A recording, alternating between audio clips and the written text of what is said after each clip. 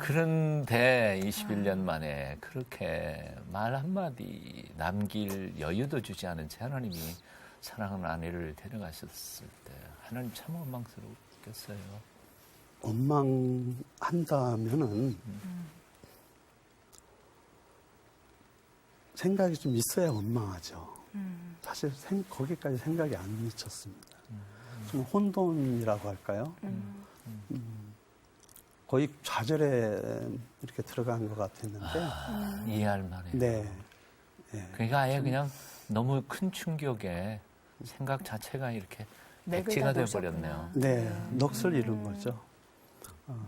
그래서 저는 혼돈에 대한 창세기의 말씀을 다시 한번 제가 이렇게 보게 됐습니다. 아무것도 없는 상태. 그게 혼돈이라고. 제가. 그 상태에서 이제 병이 드신 거네요. 네, 그렇습니다. 몸을 돌볼 여유가 없으셨겠어요. 갑작스럽기 때문에 그랬죠. 뭐 예고돼 있던 거라면 조금 더 아내와 관계가 너무 사이가 좋았기 때문에 그런 준비를 했었겠지만 너무 예고 없이 당한 사고라 저 역시도 잘 몰랐었어요. 그 사실에 대해서 인정하고 싶지도 않았고 한 3개월 후부터 제가 반점이 몸에서 돋아나더라고요. 조금씩. 처음에는 좀 참다가 너무 심해지니까 제가 피부과 의원을 한번 찾아가게 돼요. 근데 놀라운 말씀을 듣게 되는데 그쪽 원장님께서 약이 없다는 거예요. 약이 없대요. 그래서 원인은 얘기 안 하고요. 네, 병원문을 나서는데 제가 오히려 더 부끄럽더라고요. 이런 걸 낫겠다고 찾아왔던 제 모습 때문에 너무 제가 부끄럽고 그렇게 받아들이기로 했습니다. 뭔지 모르지만. 그래서 적극적으로 치료 안 하시고 그냥 병을 키우셨군요. 심지어 이런 일도 예. 있었죠. 제가 너무 아프니까 쓰리고 진물이 나고 거의 옷이 다 달라붙을 정도로 진물이 나고 그래서 너무 아파서 간장까지 제가 찍어 발랐습니다. 근데 그 모습을 저희 누님이 보게 되죠. 저희 매영이 목사님인데 그걸 보게 됩니다.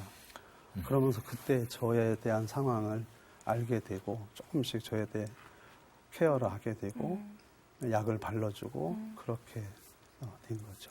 그러다 결국 구급차에 실려가셨어요. 1년 후인데요. 이제 2008년이 있죠. 2008년도에 8월에 암 선고 받고 아들 수능이 있었기 때문에 2달 후에 이제 병원에 한번 가보자.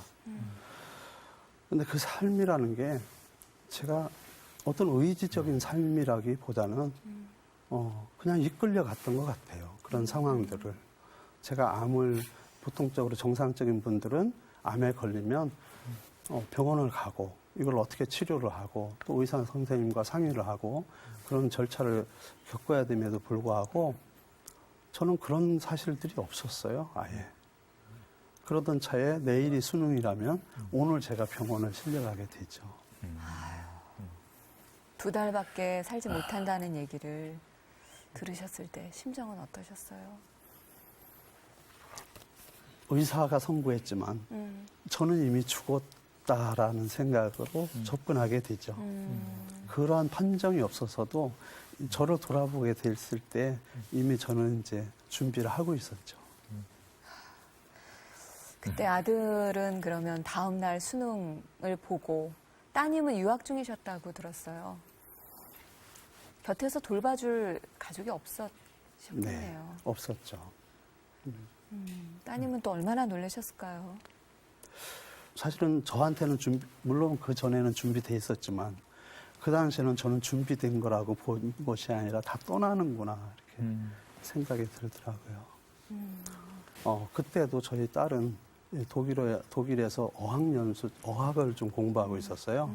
아직 대학을 들어가기에는 어학이 좀 짧아서 어학 과정을 이제 하고 있었죠.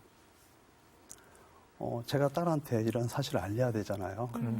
뭐 가족들은 다 들어오라고 하는데 이제 삶이 얼마 남지 않았는데 좀 정리해야 되지 않겠느냐 그런 말을 많이 들었어요. 그래서 나름대로 이제 유언장도 쓰고 뭐 작지만은 재산도 이제 어디 위탁을 해서 우리 아이들을 어떻게 케어를 해야 되는 부분까지도 상담을 해야 되는 부분들, 제가 마지막으로 정리해야 되는 부분들을 이제 하나하나 하고 싶었죠. 그래서 제가 딸한테 전화하게 돼요.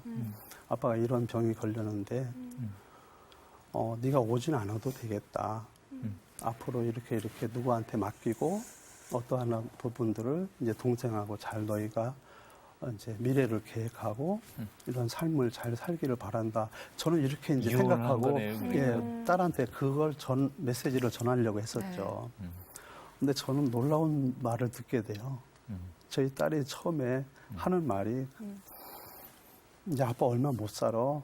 제가 그랬습니다. 근데 우리 딸은 그러니까 운동하랬잖아, 아빠. 그러는 거예요, 저한테. 별로 놀라지 않았나 봐요. 네, 운동 왜 안 했느냐. 그러니까 그런 일이 벌어졌지 않냐, 그런 거예요. 그 순간 제가 너무 황당하더라고요. 제 모습이. 왜 너는 죽음을 연습하고 있느냐.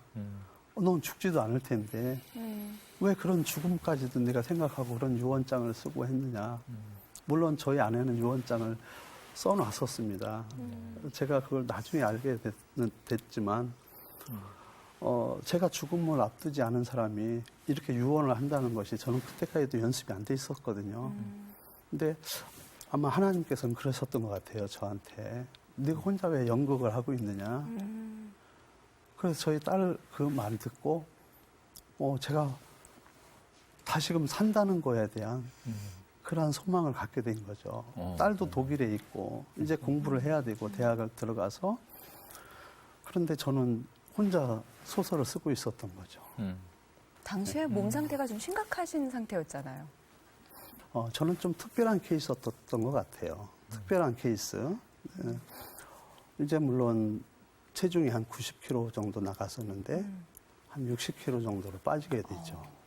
그러면서 제 목에 혹이 나기 시작했습니다. 그 혹은 정말 너무 커서 물도 못 삼켰습니다. 말을 못 했습니다. 옆에 정말 손짓 발짓으로 의사소통을 해야 되고, 겨드랑이에도 엄청난 혹이, 뭐 거의 조롱박 매달리듯이 그렇게 출렁출렁 거렸어요.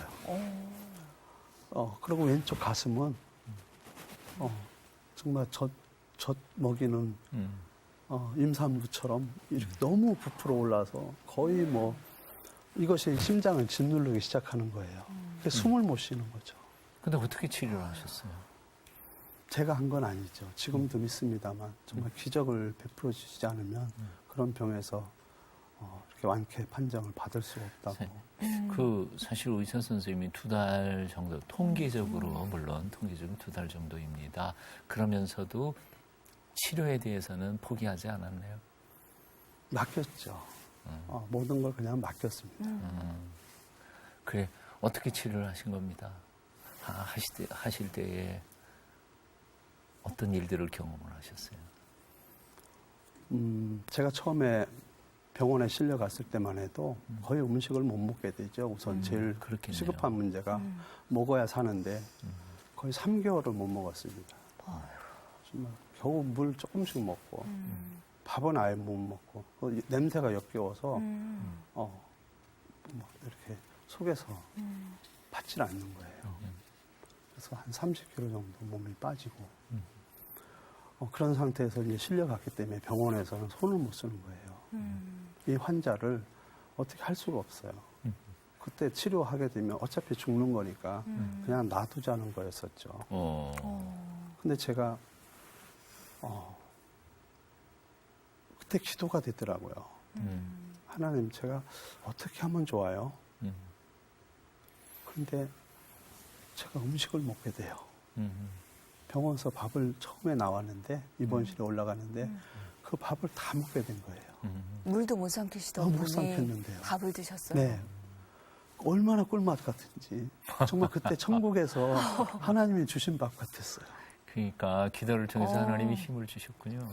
계속 먹게 돼요. 물론 일주일을 먹게 되죠.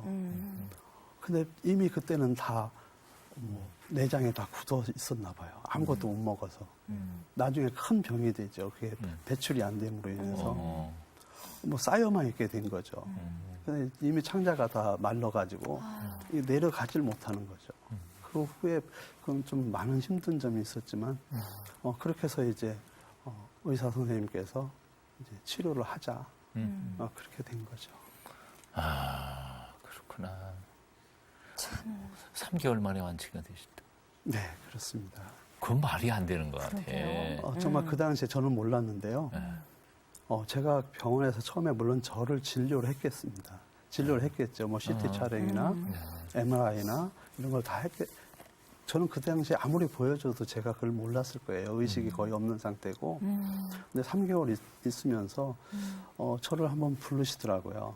그래서 제가 컴퓨터 모니터 앞에 제 몸의 상태를 한번 봤습니다. 근데 전부 새까맣더라고요. 몸이요? 몸 혈액이 안에? 다, 네, 혈액이 다 이미 굳어 있고 그런 상태의 예전의 모습, 또 이 지금 모습, 다 없어진 거죠. 까만 점들이 하나도 없어진 거죠. 혈액암이 맞기는 맞았던 거예요? 저는 그게 의심스러웠어요. 오히려 제가 이게 암이었었는가. 오히려 아니길 바랬죠. 정말 암이었으면은 고액암으로 분류되는 암이거든요. 그건 물론 위암, 간암 이런 암도 굉장히 위험한 암이지만 네, 혈액암은 고액암으로 분류돼서 이건 어떻게 방법이 없죠. 손쓸 방법이. 네. 제가 응급실에 한번 실려갔을 때 모습인데 제가 백혈구 수치가 한 700 밑으로 떨어졌습니다. 거의 400 정도면 사망이고요. 아예 손을 못 쓰는 거죠. 그냥 무균실에만 있는 거죠. 그러면서 제가 혈액 투석을 받고 의식을 회복되고 나니까 제가 아무 말도 못하고 아무 기억도 없고 그런 상태였었죠. 예. 하여튼 기적이랄 수밖에 없는데 2달 밖에는 더 못 사신다는 분이 3개월 만에 완치되셨다는 것 자체는 뭐 이건 뭐 현대의학으로는 설명이 안 되는 부분. 병원에서도 굉장히 놀랐겠어요. 치료해놓고도. 네, 그분들도 놀라셨겠죠. 제가 한 번은 이건 뭐 객관적인 데이터일 수도 있지만 제 나름대로의 제 혈액을 굉장히 많이 채취하는 거예요. 심지어 제가 너무 제 몸 상태를 너무 잘 알기 때문에 제 피도 없는데 왜 자꾸 뽑아가? 예. 근데 제가 잘 때 빼가더라고요. 아마 그것이 샘플링하기 위한. 그럴 수도 있겠어요. 어떻게 됐는지 궁금하셔서. 네, 아주 그럴 수도 신기하니까. 있겠습니다. 그렇군요. 아들을 위해서 할 수 있는 일이 무엇인가? 엄마 빈자리를 제가 채워주는 길밖에 없었던 것 같습니다. 아내가 저한테 1000명의 살집을 짓자고 저희 예동 회원들이 1대1로 친구 맺어주는. 네. 그래서 그분들이 회복되고 다시 그분들이 또 친구가 돼서 계속 이런 활동들이 일어날 때 제가 1명을 먹였지만 그분들로 말미암아서 1000명이 같이